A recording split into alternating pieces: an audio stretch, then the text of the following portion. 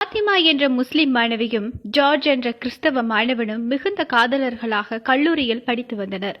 பாத்திமாவின் தந்தை தன் அருமை மகளுக்கு திருமணம் நடத்த நாடி மாப்பிள்ளை பார்த்து கல்யாணமும் முடிவாக்கப்பட்டது.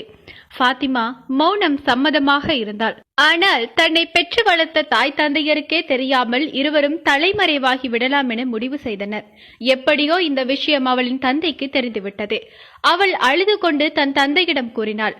ஜார்ஜை தவிர வேறு யாருடனும் என்னால் வாழவே முடியாதென்று அழுது புலம்பினாள். மகளின் ஆசைக்கும் மகிழ்ச்சிக்கும் ஒருபோதும் தடையில்லாமல் இருந்த அந்த தந்தை சம்மதித்து விட்டார். ஊர்வாசிகள் குடும்பத்தினரிடத்தில் எப்படி பதில் சொல்வேன் என்று நினைத்து தனியாக ஏங்கிக் கொண்டிருந்தார். அவர் ஜார்ஜை நேரில் சந்தித்தார். குரானை கொடுத்துவிட்டு கல்யாணத்துக்கு முன்னால் இதை படித்து முடித்துவிட வேண்டும் என்று கட்டளையிட்டார். ஜார்ஜ் அதை வாங்கி ஆர்வத்துடன் படிக்க ஆரம்பித்தார்.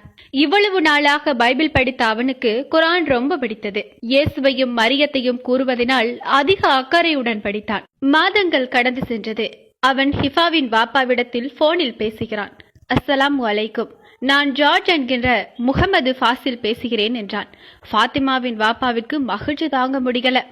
மட்டற்ற மகிழ்ச்சி, சந்தோஷத்தினால் துள்ளி குதித்தார். ஆனால் தங்களின் மகள் எனக்கு தேவையில்லை. அவளை என்னால் ஒருபோதும் மனைவியாக்க முடியாது.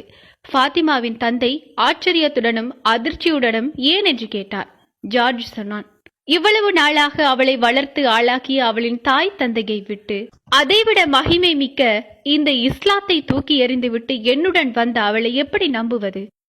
சுவனம் நரகம் இருக்கிறது என்று இவ்வளவு தெளிவாக குரான் கூறிய பிறகும் கிறிஸ்தவ மதத்தைச் சேர்ந்த என்னுடன் வருவதற்கு தயாரான அவளை எப்படி என்னால் ஏற்றுக்கொள்ள முடியும்? எனக்கு தேவை சாலிகான ஒரு மனைவி. அதை நான் அல்லாஹ்விடத்தில் கேட்டுக்கொண்டே இருக்கிறேன் என்று பதில் கூறினான்.